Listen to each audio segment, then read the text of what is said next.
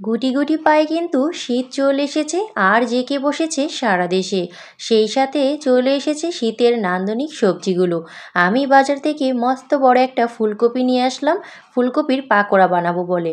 আমি চুলাতে ছেঁকে নিলাম কারণ পোকা থাকলে বের হয়ে যাবে এ কারণে।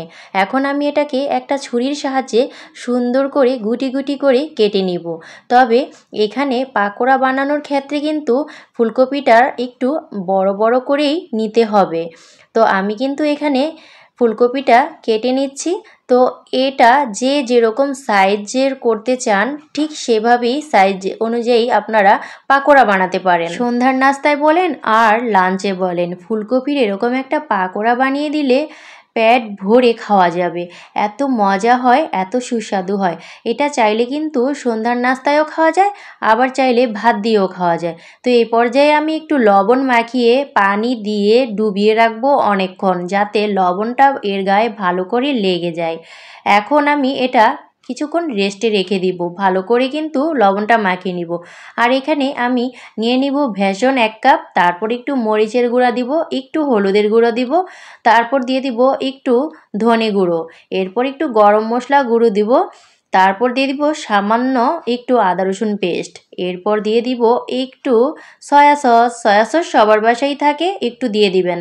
তারপর সামান্য একটু পানি দিয়ে একটা মিশ্রণ তৈরি করে নেব। আর এই মিশ্রণটা দিয়েই কিন্তু পাকোড়াটা হবে। তো এটা কিন্তু অবশ্যই একটু ভালো করে তৈরি করে নিতে হবে। এখন আমি একটু দিয়ে দিব লবণ পরিমাণ মতো, আর দিয়ে দিব একটু ধনে পাতা কুচি। এটা অপশনাল, এটা চাইলে দিতে পারেন, স্কিপও করতে পারেন।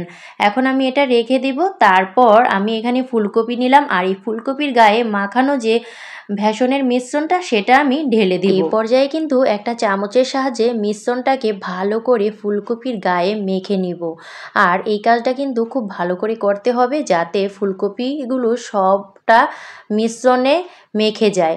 তো এখন আমি একটা চামচের সাহায্যে ভালো করে যাতে এর মিশ্রণটাও উঠে এরকম একটা চামচ নিব, তারপর ভেজে নিব। তবে একটু দূরত্ব বজায় রেখে ভাজবেন, যাতে একটার গায়ে আরেকটা লেগে না যায়। আমি একটু ফাঁকা ফাঁকা করে এগুলো ভেজে নিয়েছি। তো এখন দেখেন কতটা ফেনা উঠেছে, মনে হচ্ছে যেন ডিম দিয়েছি। ঠিক এরকমই যখন ভাজবেন তখন এরকমই একটা ফেনা উঠে আসবে।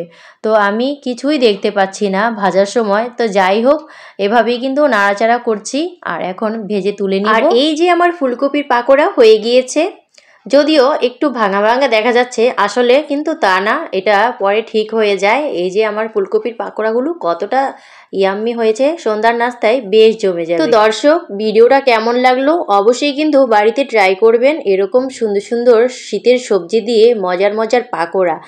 আর আমার এই ভিডিওটা ভালো লাগলে লাইক কমেন্ট শেয়ার করবেন। আল্লাহ হাফেজ।